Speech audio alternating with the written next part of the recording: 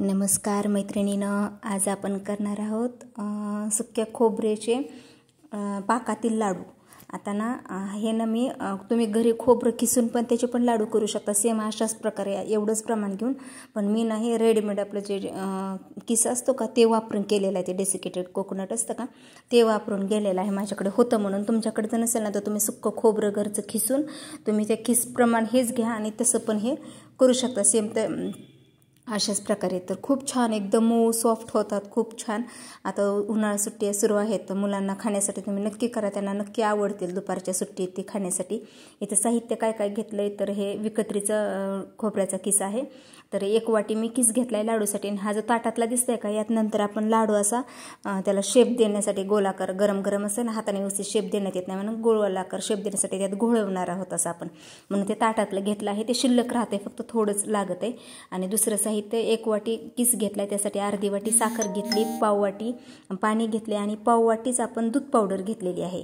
1 वाटी किस, अर्धी वाटी साखर, पाव वाटी पाणी आणि पाव वाटी दूध पावडर। तर दूध पावडरमुळे आपले लाडूना असे मावा खाल्ल्यासारखे त्याला असं छान लागतात, खूप मस्त।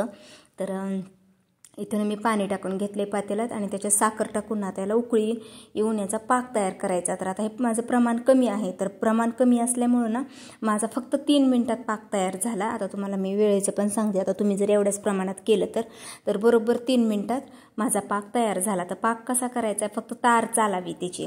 आपण बोटात थंड पाक उलटण्या किंवा चमच्यावर घ्यायचा, थेंब त्याचा थोडा थंड होऊन द्यायचा आणि आपली बोटं पण कोरडी पाहिजेत। कोरड्या बोटावरचा तो थेंब घेतला ना तर आपल्या बोटाच्या दोन्ही बोटाच्या मध्ये तार चालली पाहिजे, असा एवढाच आपल्याला पाक करायचा आहे। जर तुम्ही कमी पाक केला तर ते व्यवस्थित लाडू बांधले जाणार नाहीत आणि जास्त झाला तो ओव्हरकुक तर मग तर ते असं बाइंडिंग येणार नाही, एकदम सुट्ट होईल असं खोबऱ्याचा किस मोकळं तर आणि कडक पण होऊ शकतो तशाने। तर हे असं परफेक्ट पाक तयार करा तुम्ही। तर तुम्ही असं बोटात घेतलं ना एकदम तार चालली पाहिजे, अशा प्रकारे तुम्ही पाहू शकता। तर आता तार चालते, मी गॅस आपला बारीकच आहे। आता लगेच घाई करायची, लवकर लगेच वेळ होऊन द्यायचा नाही।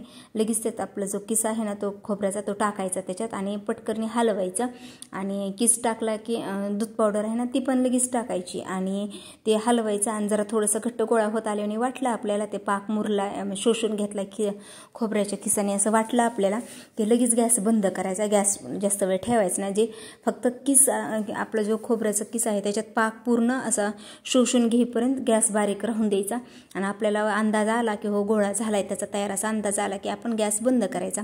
आता मी किस चांगला पाकात परतलाय आणि आता ना याच्यात मी आपली जी दूध पावडर आहे ना ती दूध पावडर पण टाकून घेते।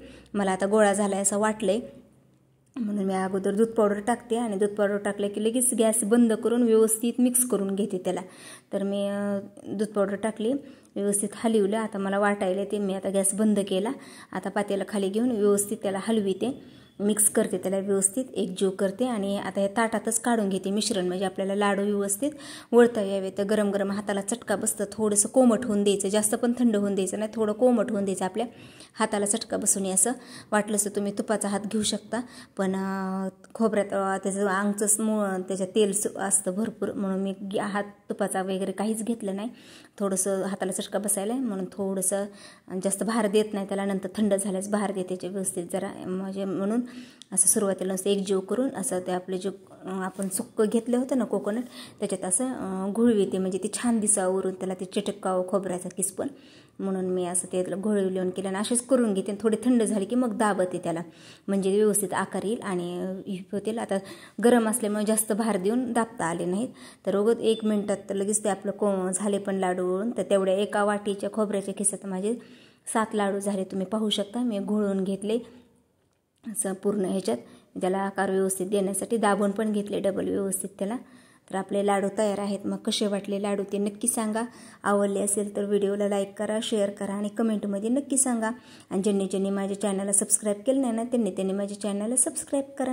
आणि तुम्ही पाहू शकता खूप मऊ झालेत, एकदम सॉफ्ट, तुम्ही सहजासहजी त्याला असं तोडू शकता, असे कडक नाहीत ना, काही नाही। आणि तोंडात टाकताच असे त्यात आपण दूध पावडर टाकल्यामुळे ते खूप छान टेस्टी लागत आहे। तर तुम्ही पण नक्की करा, तुम्हाला नक्की आवडतील। व्हिडिओ आवडला असेल तर कमेंटमध्ये नक्की सांगा।